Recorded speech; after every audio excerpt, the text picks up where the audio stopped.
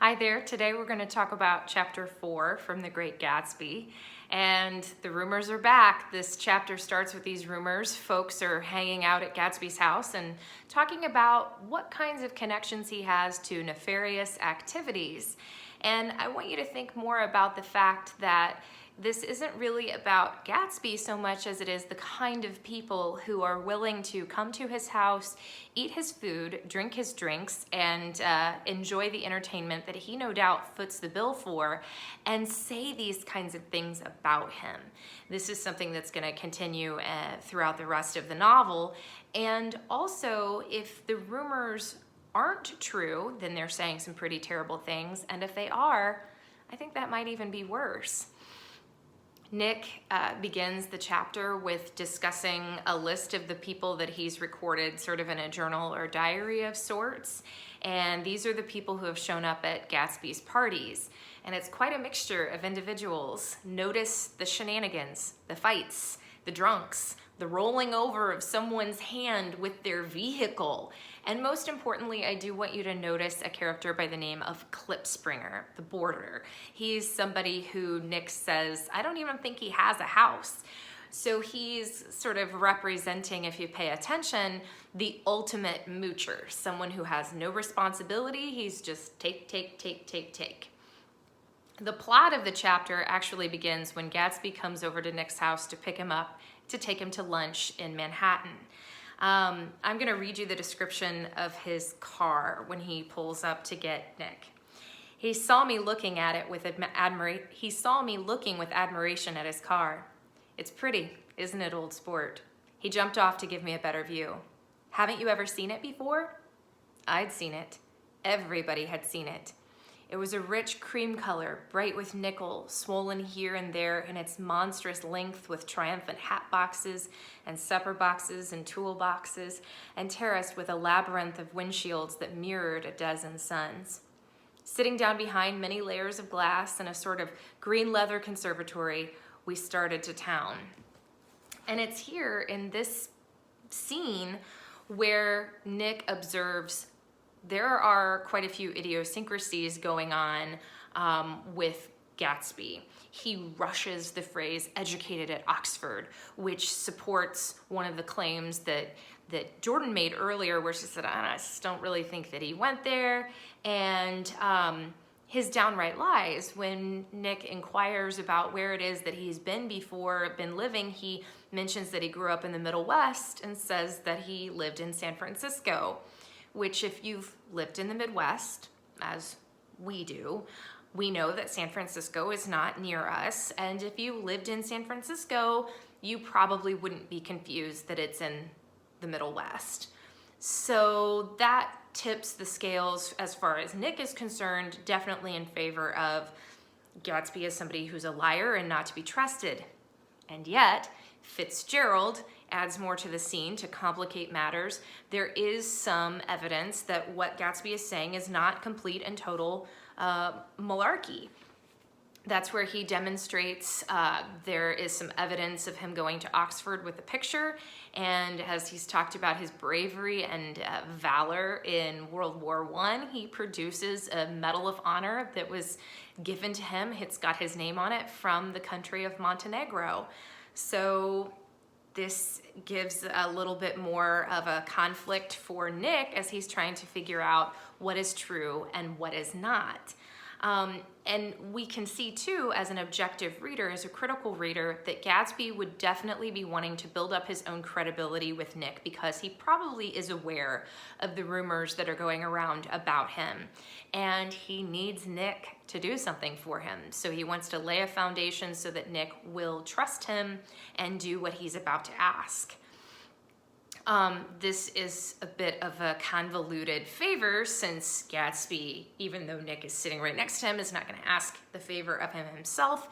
He's going to make sure that that happens during the date that Nick is supposed to have later with Jordan, tea time at the Plaza Hotel in Manhattan.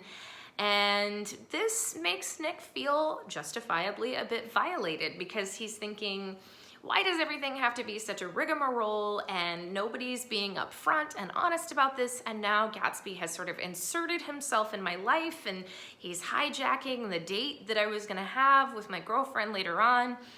And at this moment where he's probably at his peak of frustration is when Gatsby gets pulled over for speeding. And how this is handled is, of course, Gatsby doesn't get in trouble for it, because he hands the police officer a card. And of course, what color is that card? Well, if you've been paying attention, you'd know without even reading. So after all of this, pulling over and then no consequence for it, there is this whole notion of an excitement that Nick is feeling about being with Gatsby. It's an adventure, and here they are getting ready to roll over the bridge into the city. And he says, "The city seen from the Queensboro Bridge is always the city seen for the first time, in its first wild promise of all the mystery and beauty in the world." And I love how Fitzgerald juxtaposes this excitement, hope, new freshness, and then in the very next paragraph, a funeral is being described. And the funeral procession, of course, doesn't have cars in it. It has carriages and horses and so forth. So here you have Gatsby and Nick sort of representing full speed ahead into the future, driving over the bridge in their beautiful, glamorous, glorious vehicle. And then later, Nick says, anything can happen now that we've slid over this bridge. Anything at all. Even Gatsby could happen without any particular wonder.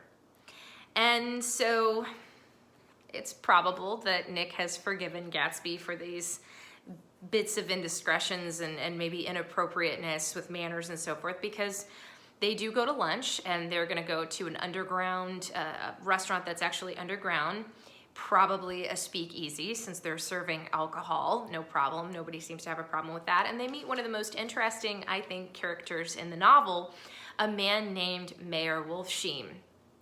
And it is through this particular conversation, and casual conversation nonetheless, that Wolfsheim reveals that he's definitely involved in some nefarious gangster activities.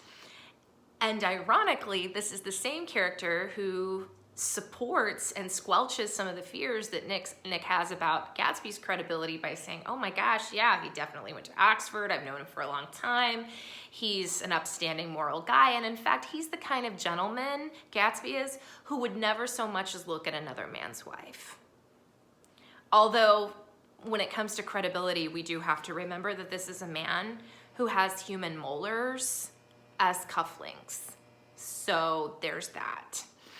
After Wolfsheim excuses himself from lunch, Nick has a lot of questions, as you should after meeting an individual like him. And Nick says, well, who is he? And Gatsby reveals, oh, he's the guy who fixed the 1919 World Series. So a little bit of background information on that. So that really happened. In 1919, there was a huge scandal that happened. Mayor Wolfsheim is pretty much loosely based on a real man named Arnold Rothstein, who was a racketeer, gambler, all kinds of organized crime dude, who orchestrated the deal for multiple players on the Chicago White Sox. They were heavily favored and for all intents and purposes should have won the World Series against the Cincinnati Reds. They did indeed throw the game, and they did indeed all get in trouble for it. They were indicted on charges which, interestingly enough, the evidence was lost, and so the trial couldn't proceed. So nobody really was held accountable, criminally speaking. There were some consequences, certainly for the baseball players, and their professions, their professional careers were pretty much squelched, and they were barred from being in the Baseball Hall of Fame. But Wolfsheim got away with it. And then just as a side note to pull that through, Wolfsheim was alive when the book was published in 1925, but he was assassinated in 1928, 3 years after the book's publication, probably because of some high gambling debt that he had accrued the month before his assassination. So as silly and as comical as Wolfsheim, the character, might be in chapter 4, what is important is that it does establish that Gatsby is no doubt tightly involved with men who are powerful and dangerous and orchestrating some major crime going on. At the end of lunch, Nick ends up seeing Tom, and when he turns to introduce Tom to Gatsby, he awkwardly discovered that Gatsby has disappeared. And this Houdini act makes a lot more sense once you get to the end of chapter 4. So during Nick's tea date with Jordan, she tells Nick a story about Daisy Buchanan. And this is what illuminates why it's Jordan who is doing the orchestrating of the favor between Nick and Gatsby, because she has some background information that's going to make this favor make a little bit more sense. So we have a flashback within a flashback. We're going back in time to 1917 to Louisville, Kentucky, which is where Daisy Faye grew up, very, very rich, and Jordan Baker is from there as well. She's 2 years younger. And Jordan shares that Daisy was involved with a man during the war, and that her parents did not approve of this particular connection, and that person was Jay Gatsby. I'm going to read to you from this chapter. The largest of the banners and the largest of the lawns belonged to Daisy Faye's house. She was just 18, 2 years older than me, and by far the most popular of all the young girls in Louisville. She dressed in white and had a little white roadster, and all day long the telephone rang in her house, and excited young officers from Camp Taylor demanded the privilege of monopolizing her that night, always for an hour. When I came opposite her house that morning, her white roadster was beside the curb, and she was sitting in it with a lieutenant I had never seen before. They were so engrossed in each other that she didn't see me until I was 5 feet away. "Hello, Jordan," she called unexpectedly. "Please, come here." I was flattered that she wanted to speak to me because of all the older girls, I admired her the most. She asked me if I was going to the Red Cross and make bandages. I was. Well then, would I tell them that she couldn't come that day? The officer looked at Daisy while she was speaking in a way that every young girl wants to be looked at sometime. And because it seemed romantic to me, I have remembered the incident ever since. His name was Jay Gatsby, and I didn't lay eyes on him again for over 4 years. Even after I'd met him on Long Island, I didn't realize it was the same man. So this is an interesting connection. We then find out through Jordan that Daisy is prevented from seeing him off as he is sent to Europe during World War I. She's depressed for the rest of the social season. And then as she sort of gets back on her feet emotionally and then socially, by February, she's engaged to some dude from New Orleans. Don't know what happens to him, because by June, she marries Tom Buchanan from Chicago with more pomp and circumstance than Louisville had ever seen. And the Buchanans are stupid rich. They come down and they've got their entourage and their horses and all kinds of things. And before Tom and Daisy get married, he gives her a necklace that is valued in 1917, or excuse me, it would have been 1918, at $350,000. That's a lot of money, even now. And yet, Fitzgerald sort of begs the question of us readers, is money, our material possessions, things that are gonna make you really happy? Was Daisy happy to marry Tom? Well, does it really matter? She does. She does marry him. And what were her choices? She's there with Tom. Tom's there. Gatsby's not. Her family approves of Tom. They do not approve of Gatsby. And a person of her class and social status is not going to have a whole lot of other opportunities either. And the fact that she's a woman, she's not going to strike out on her own as an 18-year-old in 1918 and do whatever she wants. She's going to follow the rules. Jordan then illuminates some other things about their relationship that we've seen continue to progress, because we've already been through chapter 1, and that is when she runs into Tom and Daisy after their honeymoon in the South Seas. They're in Santa Barbara, California, and she sees them.